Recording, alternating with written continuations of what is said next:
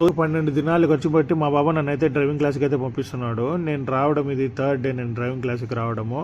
మనం ఇండియాలో ఎంత పెద్ద లారీ తోలినా కూడా ఇక్కడికి వచ్చిన తర్వాత డ్రైవింగ్ క్లాస్కి అయితే ఖచ్చితంగా వెళ్ళాలి. అండ్ నేను ట్రైనింగ్ తీసుకుంటున్న వెహికల్ అయితే ఇదే. రైట్ సైడ్ ఒక స్టీరింగ్ ఉంటుంది, లెఫ్ట్ సైడ్ ఒక స్టీరింగ్ ఉంటుంది. లెఫ్ట్ సైడ్ మనం కూర్చుంటాము, రైట్ సైడ్ స్టీరింగ్లో మనకి ఇన్స్ట్రక్షన్ ఇచ్చే అతను అయితే కూర్చుంటాడు.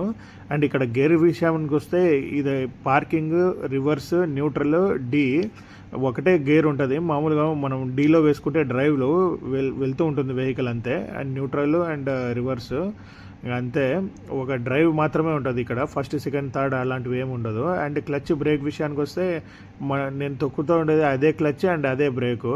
అండ్ రైట్ సైడ్ ఒక ఎక్సలేటర్ ఉంటుంది అంతే. లెఫ్ట్ లెగ్తో అసలు పనే ఉండదు.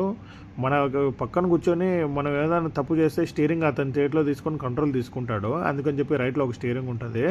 అతను అయితే ఇన్స్ట్రక్షన్ ఇస్తూ ఉంటాడు మనకి, రైట్కి వెళ్ళు, లెఫ్ట్కి వెళ్ళు అని చెప్పి. అతను ఎలా ఇన్స్ట్రక్షన్ ఇస్తాడో అలాగే మనం వెళ్తూ ఉండాలి. అండ్ మనకి ఎంత నాలెడ్జ్ ఉన్నా కూడా ఇక్కడ road system and traffic system అయితే కొద్దిగా డిఫరెంట్గా ఉంటుంది. మనకి ఇండియాలో ఈ వెహికల్ తోలిండే ఎంత నాలెడ్జ్ ఉన్నా కూడా 2 రోజుల నుంచి అయితే ఈడైతే నన్ను తెగ హింసించేశాడు. ఇది 3వ రోజు. అడిగాను నేను అతన్ని, ఇదే నా లాస్ట్ అని చెప్పి. గుండంకులు అయితే ఇదే లాస్ట్, నీకు ఈ రోజుతో ట్రైనింగ్ అయిపోతుంది అన్నాడు మన గుండంకులు. సరేలే ఓకే, ఎలాగో అలా ఈరోజు ట్రైనింగ్ కంప్లీట్ చేసేసుకుందాం అని చెప్పి ఈరోజు అయితే ఫుల్ జోష్లో తోలాను నేను. గుండంకులు అయితే ఫుల్ హ్యాపీ అయిపోయాడు నాకు ట్రైనింగ్ ఇచ్చే గుండంకులు. వీడియో లాస్ట్లో గుండంకులు ఉన్నాడు, గుండంకుల్ని అయితే ఖచ్చితంగా మిస్ అవ్వద్దండి. అండ్ ఈ వీడియో ఎలా ఉందో కామెంట్ చేయండి. మన గుండంకుల్ గుండె ఎలా ఉందో కూడా కామెంట్ చేయండి. మన ఛానల్ సబ్స్క్రైబ్ చేసుకోండి. టేక్ కేర్, ఉంటా, బాయ్.